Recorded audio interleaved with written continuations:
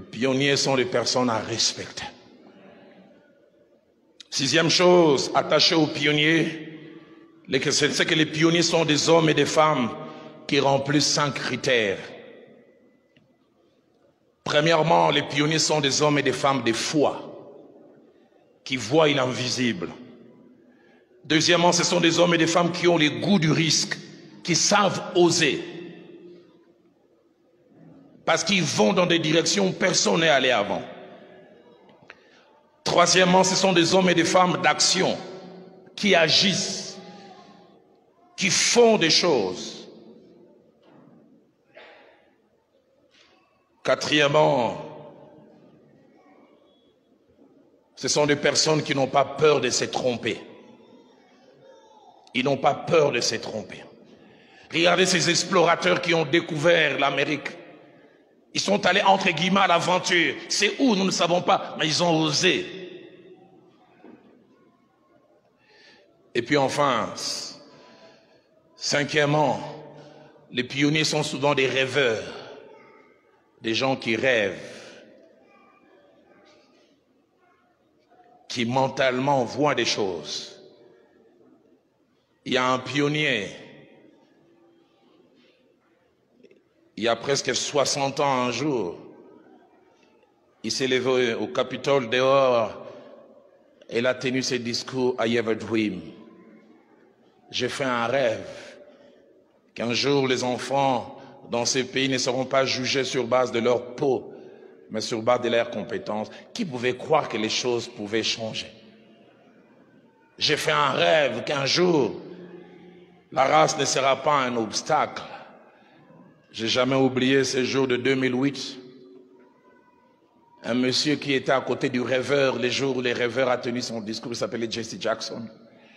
Je me réveille à 3 heures du matin parce que je ne voulais pas trop suivre les élections. Et on vient de proclamer pour la première fois dans l'histoire des États-Unis un noir, Barack Hussein Obama, président. Et je vois l'image, Jesse Jackson qui se tient la bouche, les larmes qui coulent. Parce qu'il a parcouru tous les chemins. Il était là quand les pionniers rêvaient. Et sûrement il se disait, ce n'est qu'un rêve, mais de son vivant, il a vu les rêves s'accomplir. Seigneur, donne-nous des rêveurs. Donne-nous des gens qui voient loin. Septième chose attachée aux pionniers, c'est que le monde est meilleur et fait des progrès à cause des pionniers. Sans les pionniers, notre monde serait dans le statu quo. Sans les pionniers, les choses ne bougeront jamais. Pardonnez-moi, je n'aimerais pas être raciste, parce que si vous estimez que je vous injurie des noirs, je suis plus noir que plusieurs ici. Mais il m'arrive quelquefois de bénir Dieu pour la présence de l'homme blanc sur la terre. Parce que si vous retournez là où j'ai étudié, à plusieurs kilomètres d'ici dans le Congo central, en Ngidinga, à l'Info, vous retrouverez, on fabrique la chikwang aujourd'hui comme on l'a fabriquée il y a 400 ans. Rien n'a changé. Dieu merci. Chez l'occidental, il y a ce sens le goût du risque. J'ai étudié l'histoire de la fabrication des premiers avions. Les premiers avions, c'est un monsieur qui s'appelait Icar, en anglais Icarius. Est-ce que l'homme ne peut pas voler et il est tombé? Si c'était le noir, il n'oserait jamais. Il a essayé encore. Regardez les premiers véhicules. Est-ce qu'on doit toujours marcher à pied? Est-ce qu'on ne peut pas fabriquer quelque chose qui peut se mouvoir? Des pionniers. Des gens qui ont rêvé qu'on pouvait communiquer. Est-ce que c'est toujours de frapper les locaux, les chefs du village est mort? Est-ce qu'on ne peut pas faire autrement? Le monde est meilleur et fait des progrès à cause des pionniers. Du reste, je dirais à la fin de ces points, Dieu m'a dit, en venant aujourd'hui, je viens faire 2 choses. 1, recruter des pionniers, et 2, réveiller les pionniers. Parce que le monde est meilleur et fait des progrès à cause des pionniers. Sans les pionniers, notre monde vivrait dans le statu quo. Les pionniers font toujours bouger des lignes. 8e vérité, le Dieu de la Bible est lui-même une sorte de pionnier. Avant lui, personne n'a créé la terre. Il a créé la terre. Avant lui, personne n'a fait un homme. Et il a pensé faire un homme. C'est pourquoi j'aime ce que ma Bible dit concernant notre Dieu. Romains 4, verset 17. Il appelle les choses qui ne sont point comme si elles étaient. Et j'aime ce que l'apôtre Jean dit. Tel il est, tel nous sommes sur la terre. Nous avons sa nature et nous pouvons dans plusieurs domaines être des pionniers. J'oublie jamais, mon épouse peut s'en souvenir. On est au mois de novembre 2007. Elle et moi, on va à Brazzaville. On était enceinte du centre missionnaire Philadelphie. Et on était en train de prier. Seigneur, devrions-nous commencer une église? Oui. Et là, à Brazza, alors que je priais, Dieu m'a montré un culte où les gens priaient sur les nattes. Et pourtant, j'ai grandi dans une église francophone, francophile. Même les bancs étaient francophones. Et quand je vois cette image, dans ma tête, j'ai dit, les gens civilisés, est-ce qu'ils accepteront? Je me souviens avoir partagé avec quelques personnes, sur 10 personnes, 7 ou 8 ont dit, n'ose pas. Les gens diront, c'est trop indigène. Mais quand je vis après comment ça fait émule, l'un des défauts chez nous au pays, c'est le suivisme. Copier. Très peu ont tendance à oser. Ils attendent simplement quelqu'un, ils découvrent le nom Guangzhou. Tout le monde Guangzhou. Il suffit que demain quelqu'un découvre Sri Lanka, tout le monde ira en Sri Lanka. Soit les premiers à aller dans une direction, soit les premiers à voir et à penser des choses. Et Dieu m'a dit, quand je prierai tout à l'heure avec mon épouse à la fin, nous allons prier que l'esprit des pionniers vous soit donné dans je ne sais quel domaine. Il appelle les choses qui ne sont point comme si elles existaient. Français courant dit, il fait exister ce qui n'existe pas. La version Alfred Cohen le dit mieux. Il dit, il fait sortir l'être du néant. 9e et avant-dernière chose attachée aux pionniers, c'est que la Bible est remplie d'exemples de pionniers. Des gens qui ont été les premiers à aller dans une direction, qui ont osé faire certaines choses. Premièrement, Genèse chapitre 4, verset 20 à 22, nous parle de 3 pionniers. Les premiers s'appelaient Jabal. Écoutez ce que la Bible dit. Jabal fut le père. Le mot père ici veut dire source, ou celui qui fait exister. Jabal fut le père de ceux qui habitent sous des tentes et près des troupeaux. Avant Jabal, personne n'avait fait des tentes. Comment Jabal a-t-il pensé qu'on pouvait faire des tentes? Je prie que Dieu te donne des idées qui n'ont jamais existé. Mais ça ne s'arrête pas là. Deuxième des choses, le verset 21 parlant de Jubal. Écoutez ce que la Bible dit. Jubal fut le père de tous ceux qui jouent de la harpe et du chalumeau. Les instruments à vent. Il a vu des troncs d'arbres. Il dit, oh, mais on peut prendre ces troncs, faire des trous, puis flûte, harpe. Personne n'a fait avant. Pourquoi tu aimes toujours faire les choses que les gens ont eu à faire? Je prie que cet esprit des pionniers te soit aussi donné. Jabal a pris cela et puis il a commencé à juger. Waouh! Et puis le verset 22, Toubal-Caïn. Écoutez ce que la Bible dit. Toubal-Caïn forgeait les instruments d'airain et de fer. Une autre version dit Toubal-Caïn fut le premier à forger les instruments de fer et d'airain. Il avait vu des métaux.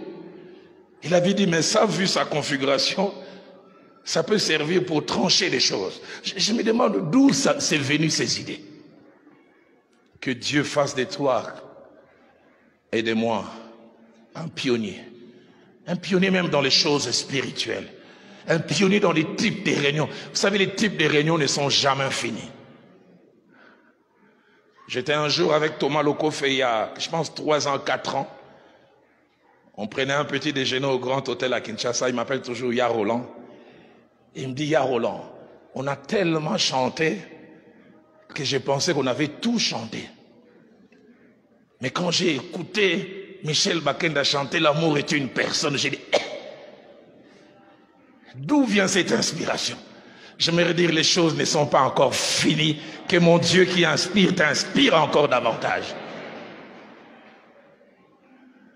J'ai parlé avec le professeur Louaba. Et me disait le pasteur, Atom, s'il est né ou il est descendu. Il dit, quand j'entends son cantique, ramène-moi aux choses qui, les cieux et la terre suffisent pour... Ah, tu fais des choses à ta taille. Je dis, Je disais à un groupe de gens, j'ai écouté Atom se prêcher sur l'amitié ou les relations. Je pense il y a 2 mois. J'ai dit, moi je lis la Bible ou les Corans.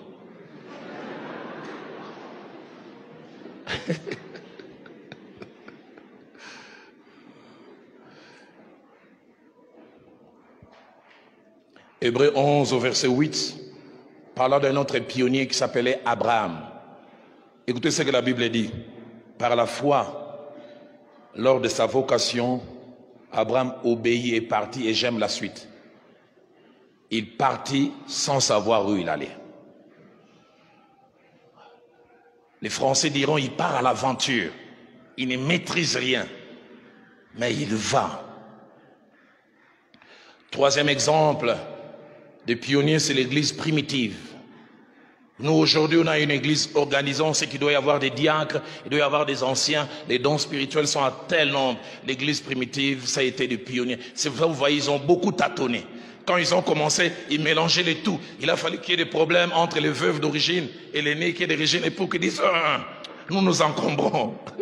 Vous occupez-vous de la table. Ils ont tâtonné. Ils n'ont même pas su. Fallait-il obéir toujours à la loi de Moïse? Il fallait laisser de côté. Il a fallu qu'il y ait des problèmes. Acte 15, conférence de Jérusalem. Que Dieu nous donne à savoir que la plupart des choses que nous avons aujourd'hui viennent des gens qui ont osé bouger les lignes. Et 10e chose qui m'aide à clôturer ce point, à toucher le 2e, c'est qu'être un pionnier, c'est un appel. C'est Dieu qui équipe d'abord pour être pionnier et il vous pousse à l'être. Et j'aimerais insister, je ne sais dans quel domaine, des affaires, politiques, spirituelles, artistiques. Si Dieu veut que vous soyez les premiers à aller dans une direction, n'hésitez pas. Foncez. La plupart des fois, nous aimons nous rassurer. Est-ce que ce que je vais faire, quelqu'un l'a déjà fait avant moi? Qui sait si Dieu ne veut pas que ce soit les premiers à faire pour que d'autres suivent après toi? Ève, pionnière, sans référence. Mais elle est devenue une référence après. 2e chose que Ève, au travers de sa vie et de son parcours, nous apprend, c'est que dans la vie, il faut savoir gérer les erreurs et les échecs. Dans la vie, il faut savoir gérer les erreurs et les échecs. Lorsque nous parlons des erreurs, nous voulons parler d'une réalité à 4 visages. Première action de se tromper ou de mal apprécier une chose en la faisant. Action de se tromper ou de mal apprécier une chose en la faisant. Deuxièmement, une erreur, c'est le fait de mal faire une chose avec toutes les conséquences que cela comporte, mal faire une chose. Et troisièmement, une erreur, c'est l'effet de poser des actes inconsidérés avec la possibilité de subir des conséquences proportionnelles. Et quatrièmement, lorsque nous parlons d'erreur, c'est une action déraisonnable, maladroite, et que l'on regrette après à cause de la peine qu'elle cause.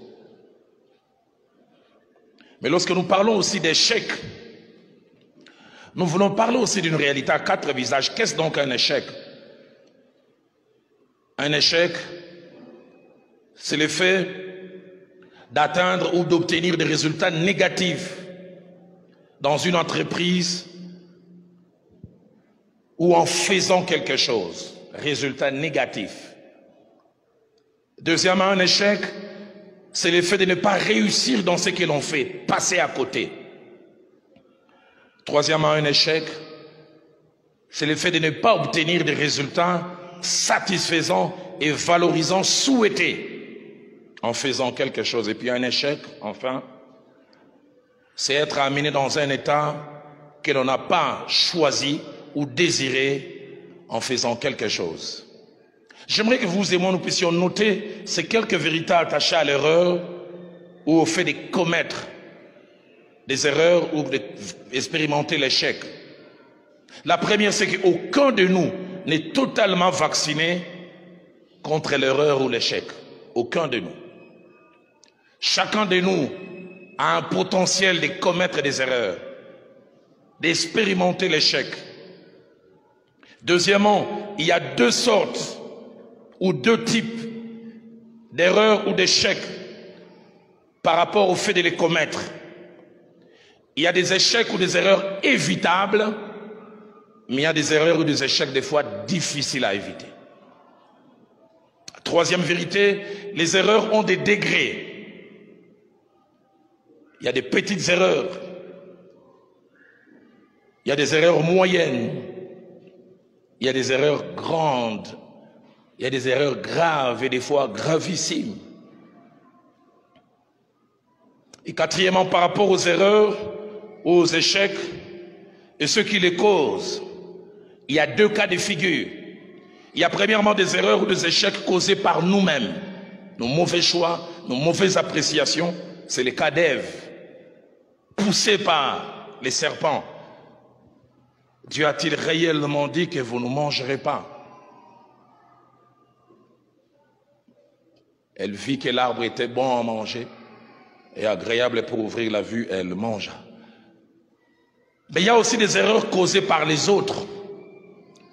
Adam est rentré dans un échec, mais c'est sa femme qui l'a entraîné parce qu'elle a mangé les fruits et puis finalement l'a entraîné. Mais parmi les autres aussi qui peuvent nous entraîner à l'erreur, des fois on n'y prend pas conscience, le monde spirituel. 1 Chronique chapitre 21 verset 1er, la Bible dit Satan s'éleva contre Israël et la Bible dit il excita David à faire les dénombrements. Les gens voient David agir, mais ne savent pas qu'il y a une force spirituelle qui est derrière, qui l'a poussé vers l'erreur. C'est pourquoi nous devons prier pour nos leaders. Des fois nous les voyons tomber, mais nous ne savons pas qu'il y a cette réalité que Saül a expérimenté quand ils ont combattu les Philistins. La Bible dit l'effort de guerre se porta sur Saül. Des fois nous n'avons aucune idée de tout l'effort de combat spirituel qui se porte sur nos leaders. Cinquièmement, toujours en rapport avec les erreurs et leurs conséquences. Il y a 5 possibilités en rapport avec les erreurs et leurs conséquences. Premièrement, il y a des erreurs sans conséquences. Deuxièmement, il y a des erreurs aux petites conséquences. Troisièmement, il y a des erreurs aux conséquences moyennes. Quatrièmement, il y a des erreurs aux conséquences graves. Et cinquièmement, il y a des erreurs aux conséquences très graves. Et des fois, j'allais dire irréversibles, mais je préfère dire difficiles à changer. Sauf miracle de Dieu. Sixième chose, les erreurs sont souvent difficiles à gérer à cause de 2 raisons principales. Les erreurs ou les échecs qu'on subit sur le chemin de la vie sont difficiles à gérer à cause de 2 raisons. Premièrement, les conséquences qu'elles entraînent. Plus les conséquences sont grandes, plus on souffre. Je le disais, je pense, avant-hier avec le couple. Je m'imagine la souffrance d'Ève quand on les a chassés du jardin. Dieu leur dit, allez, sortez. Communion avec moi, fini. Quelle douleur. Mon père me disait toujours, l'une des phrases les plus tristes sur le chemin de la vie à ne jamais prononcer, c'est « si j'avais su ». Si j'avais su. Si j'avais su. Si c'était à refaire. Mais deuxième chose qui rend les erreurs ou les échecs difficiles à supporter, c'est le fait de savoir qu'ils étaient évitables. J'aurais pu éviter ça. J'aurais pu ne pas faire ça. Et pourtant, on m'avait averti. Que des gens qui ont un point, maman me disait, n'épouse pas cet homme. Quand je voulais m'engager, même mon pasteur m'a dit, ne va pas. Mais je me suis entêté. Septième vérité, le plus souvent, c'est le temps qui permet qu'on puisse se rendre compte du contenu de nos erreurs. Il avait dit, telle voie paraît droite à un homme, mais son issue, c'est la voie de la mort. Des fois, au départ, on ne voit pas. Mais avec le temps, on finit par voir. Quand elle posait l'acte, Ève était comme excitée. Je m'imagine, c'est quand on les a chassés qu'elle s'est rendue compte. 8e chose, s'il y a une chose au-delà des conséquences qui rend les erreurs ou les échecs difficiles à gérer, c'est les regards des autres. Les regards des autres. Les quelques années d'existence, j'aime souvent dire, dans ma vie de couple avec mon épouse, j'aime bien quand on échoue à deux. On les fait ou on les fait pas. Oui, on les fait. Et puis ça ne marche pas. Consolation. Mais quand elle te disait, Roland, tu es sûr que ça va marcher? Non, ça va marcher. Et quand ça ne marche pas, malgré ma spiritualité, je commence à faire ça. Qu'elle demande bas. Parce que des fois, dans les soucis de me protéger, elle ne dit rien. Mais elle te regarde seulement, elle les regarde pour dire tout ce qui va plus. On en est où? Qu'est-ce qu'on t'avait dit? Tu vois là où ça t'a amené? 9e chose. Les temps qui suivent l'erreur ou l'échec, avec ses conséquences, est souvent un temps de vulnérabilité. Les temps qui suivent l'erreur ou l'échec est souvent un temps de vulnérabilité.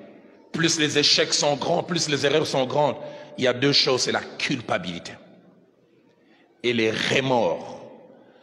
Ah, peut-être que vous n'avez jamais connu ça. Les remords peuvent vous tuer. Et du reste, les remords ont tué certains dans la Bible. Il s'appelait Judas Iscariote. Excité par l'amour de l'argent. Il est allé, il a vendu les maîtres. Matthieu chapitre 27, versets 3 à 5 dit, après, quand on a voulu aller pendre les maîtres, il alla rapporter l'argent. La version française courant dit, il fut pris des remords. Il alla rendre l'argent. Mais toi qui avais besoin de l'argent, comment subitement tu n'en as plus? Et puis la Bible dit, on lui dit, qu'importe. Et qu'est-ce que la Bible dit? Il alla se pendre. Les erreurs, les échecs sont des instants de culpabilité. Luc chapitre 22, verset 62, il avait été averti, avant que les coqs n'aient chanté, tu m'auras renié. Non, je ne peux pas les faire. Et quand il a fait les coqs à chanter, Christ n'a rien dit. Il avait dit, Jésus l'a simplement regardé. Ma Bible m'a dit, il pleura amèrement. Il a tellement pleuré que Jean 21, verset 3 dit, il retourna pour aller pêcher. Il dit, allons pêcher. C'est comme s'il disait, apostolet linginga etena zongela nanga pêche. L'apostolat ne veut pas de moi que je retourne à la pêche, la culpabilité, les remords. Peut-être que vous n'avez jamais connu ça. À cause du remords, les gens se sont suicidés. À cause de la culpabilité, les gens se sont fait mal. 10e, et je termine, c'est que les erreurs ou les échecs ont une capacité et un potentiel à détruire des destinées inimaginables. Et Ève a eu à commettre une erreur grave, mais elle a eu aussi à vivre un échec grave.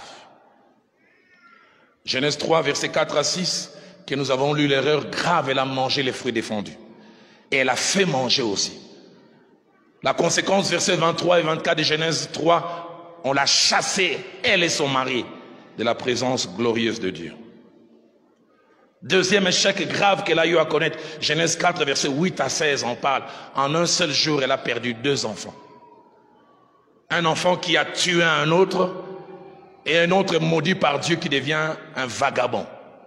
Les vides tout autour. Tout pour dire, est-ce que je suis une bonne mère? Mais ce que j'aime, c'est que la Bible nous montre une femme forte. Si je dois utiliser un terme actuel, je dirais Ève était une femme résiliente, qui sait tenir ferme dans la difficulté. Elle a eu à faire 3 choses. La première, elle ne s'est pas laissée écraser et détruire par la culpabilité. Est-ce que je veux dire qu'on doit blâmer, qu'on doit plutôt négliger les erreurs que l'on fait? Non. Deuxième chose, elle a su rebondir. Elle a su se relever. Et troisièmement, elle a su oublier ce qu'elle avait perdu et repartir de l'avant, rebâtir avec ce qui lui restait. J'aime beaucoup. Adam aussi a participé un peu, j'en ai parlé au couple samedi. On les chasse du jardin d'Éden, mais Adam et Ève continuent à vivre. Genèse 4:1 dit, Adam connut Ève, sa femme. Et ils ont un enfant. Comment tu gères les erreurs? Comment tu gères les échecs? Mais le passage que j'aime, c'est Genèse 4:25. Abel est mort, Caïn est devenu errant. La Bible dit encore, Adam connut Ève. Et j'aime ce que ma Bible dit, elle enfanta un fils. Et l'appela du nom de Seth. C'est elle qui donne les noms. Je l'appellerai Seth.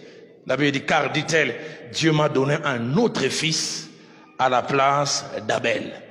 Mon pasteur, le frère Jacques-André Vernon, prêchant sur ces passages, il dit, dans les véhicules d'Ève, il n'y avait pas de rétroviseurs.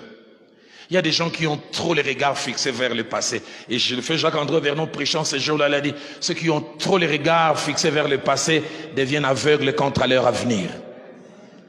Il y a des moments quand tu as commis des erreurs. Il y a des moments quand tu as mal agi. Tu dois faire certaines choses. Un, assumer. J'assume. J'avais mal agi. Deuxièmement, ne pas chercher à accuser des gens. Ève a eu difficile à assumer au départ. Ève, tu as mangé? Non, c'est pas moi, c'est les serpents. Oh, assume. Des fois, ils ne sont pas prêts à assumer.